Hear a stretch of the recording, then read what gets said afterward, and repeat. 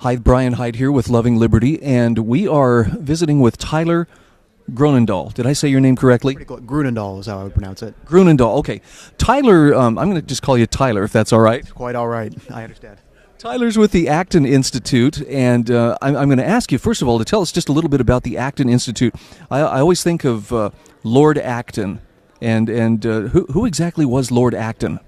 Lord Acton was a 19th century British historian. A lot of people know him from his very famous quote, "Power corrupts and absolute power corrupts absolutely." But he was much more than that. He was a very learned scholar. I think some have described him as the most learned man of his time in Victorian England. He traveled all over Europe, studying extensively, had a massive library. And one of his big projects was the history of freedom. He wanted to know how the idea of freedom came to be, where it originated from, how it got to the state that it was in the 19th century in Europe. So he sort of traced that out in a historical way. Primarily he was an historian, but he also studied a whole variety of fields.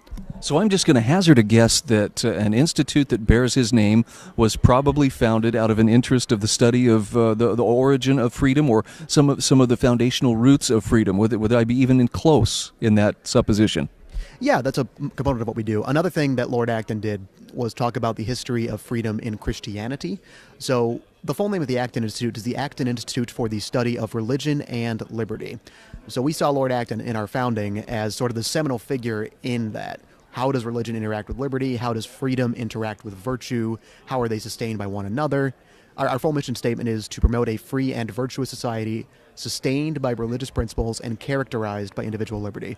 So the whole idea, and Acton wrote a lot about moral topics as well, the idea that liberty is not the freedom to do whatever you want, but the freedom to do what you ought to do.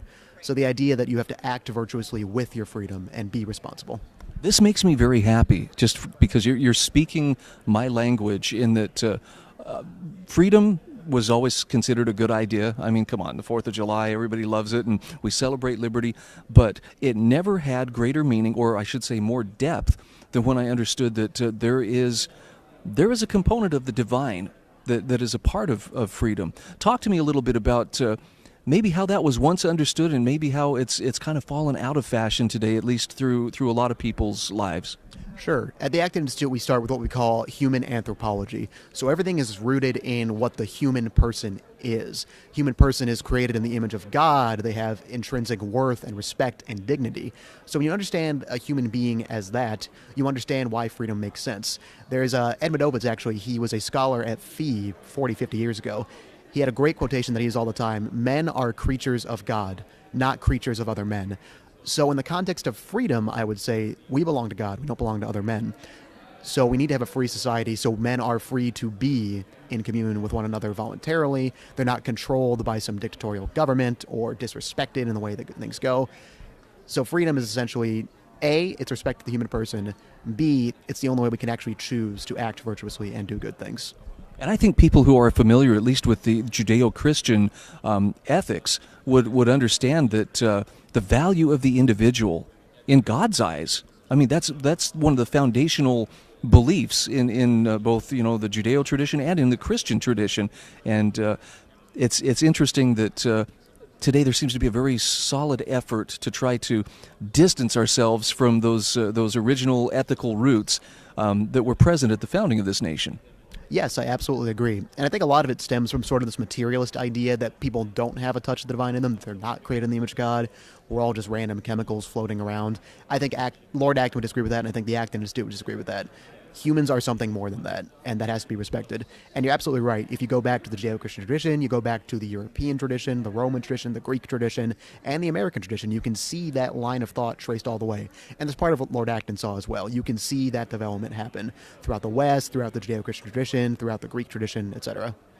I'm going to hold the couple of books up here because Tyler was kind enough to gift these books to me. This is part of what my reading will be at the airport, assuming that I have to wait. Not that ever happens at the airport, but could I get you to just kind of briefly tell us a little bit about not only the book, The Soul of Liberty and A Moral Basis for Liberty, but I'd like you to tell me about the person who wrote these books. Sure. So the person who wrote those books is Father Robert A. Sirico. He is the co-founder, I should say, of the Acton Institute, along with our executive director, Chris Maurin, 28 years ago. He had a very, very interesting sort of a life journey. He was raised in a Catholic home in New York, Italian Catholic home, and he sort of in his youth, really became enamored by leftist ideas, by socialist ideas. And eventually he sort of had a reawakening, both in his own religion and in like the liberty aspect of things. He started reading Hayek and Mises and Ed Opitz and various Catholic theologians and stuff like that, that sort of led him to become where he is today. He went to seminary, and he saw this real need for someone to promote the idea that freedom and virtue are compatible, that religion and liberty are compatible. And up until the Acton Institute was founded in 1990, and up until then, there wasn't really a dedicated organization making that argument. So he saw a need to do it, and he's been doing it ever since. I love it. I just can't tell you how refreshing it is to know that there are people out there helping to educate others and maybe reawaken them to truths that were once fairly widely understood, but again, as I said before, kind of have fallen out of fashion here in subsequent generations. Absolutely, I agree. And with regards to the books, those are both by Father Robert Sirico, again, our president. The first, A Moral Basis for Liberty, is sort of a brief overview of like the best possible case for why is liberty moral, what is the moral way to understand liberty, and what is the importance of acting virtuously. A Soul of Liberty is sort of, it's done in an interview format, and it's a little more personal, a little more in-depth and intimate. It sort of traces his own intellectual journey, his own philosophical journey, a little more in-depth. So one's a little more entry-level, one is a little more advanced, but they speak about very similar topics. It's very consistent with what I have heard here a lot at the Foundation for Economic Education conference, and that is that character and personal virtue are essential parts of liberty. And I think we interviewed Lawrence Reed not so long ago, and he has written an essay comparing ancient Rome to modern America, and he just drives home the point. They lost their freedom, they lost their civilization because they lost their character.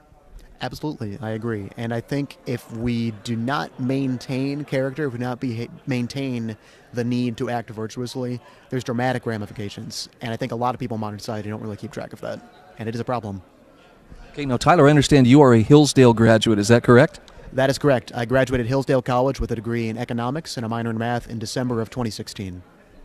That's pretty exciting stuff. I mean, I know when I was introduced to you earlier, Joe was making fun of the fact, he says, you read books that have no pictures in them. And what was the educational experience like at Hillsdale? I think I got a very robust liberal arts education that was grounded in the broader Western tradition. So there's a number of core classes you have to take that every student has to go through, so you kind of have the same background and identity. One was called history class called the Western Heritage, that went from the Code of Hammurabi all the way up to, I think, 17th century England. So you track all the development of these ideas sort of the same way that Lord Acton did by reading primary source texts and discussing them with the professor. There's a second class called American Heritage, which is the same kind of course but in the American context. There's also 2 great books courses, so you track both the history and the literature going from all that development. In addition to that, the professors were just incredibly engaged, that you could clearly have a passion and an interest in the topic and in teaching the students. To specifically talk about my major, economics was what I wanted to study when I went there, and I don't regret it for a second. It was amazing. You learn so much about what Pete Beckett would call mainline economics, not the sort of modern economics where it's all about math and econometrics and numbers, but more about it's about human action. So the question is, how do humans behave? How does it make sense in the context of our relationship? I read Mises, I read Hayek, I read Bastiat, and I got to hear from all these wonderful scholars, like world-renowned scholars, and I wouldn't trade anything like that for the world. Okay, Tyler, any final thoughts for our viewers as we wrap things up? I would just say, final thoughts, use your liberty well. And loving liberty, I think, talks a lot about the love for liberty, and we should have a passion for liberty, but we also got to make sure we're using it responsibly. And that's what I would say. Okay, very good. Thank you so much for visiting with us. We will be back with more interviews coming up shortly.